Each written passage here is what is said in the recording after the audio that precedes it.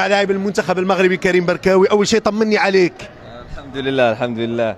اهم شيء بلوغ النهائي اللي كان هو عندنا هو الاهم. المباراه هذه كان علينا نخليو فيها كل شيء باش نجيبوا التاهل النهائي. كنشكر اللاعبين، كنشكر الجمهور اللي كان حاضر، اللي ساندنا بقوه واللي حضر بكثافه. كنشكر اللاعبين على الروح القتاليه ديالهم. المباراه ما كانتش بسهله. كنبغي نشكر المنتخب الاماراتي على الروح الرياضيه ديالو. الحمد لله حققنا المبتغى ديالنا اللي هو التأهل النهائي. هذه مباراة خصنا نفرحوا اليوم النهائي اللي وصلنا ليه، ولكن غدا خصنا نساوها باش نجهزوا النهائي.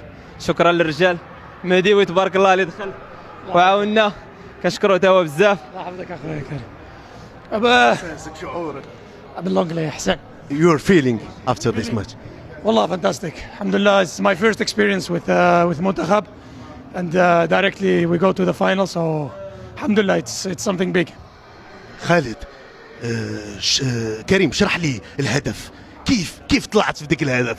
وبصراحة أنا كنت شفت مساوي غادي يدير سونتراج، فكان الإحساس ديالي أنها غادي تجي في القائم الثاني.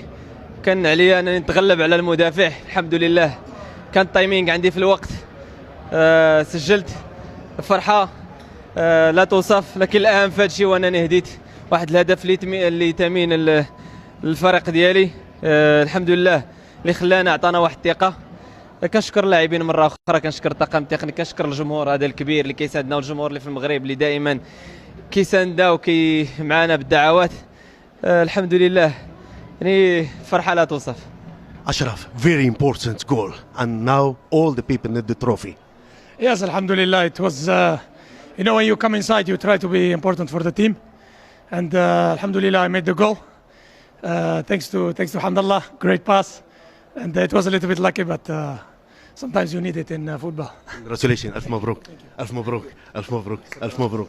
عودة إليكم. إذا يؤكد المهديوي بأنه سعيد بهذا الهدف. يشكر حمد الله على تمريره، هي أول تجربة بالنسبة له، ولهذا سعيد جدا بهذا التأهل إلى المباراة النهائية.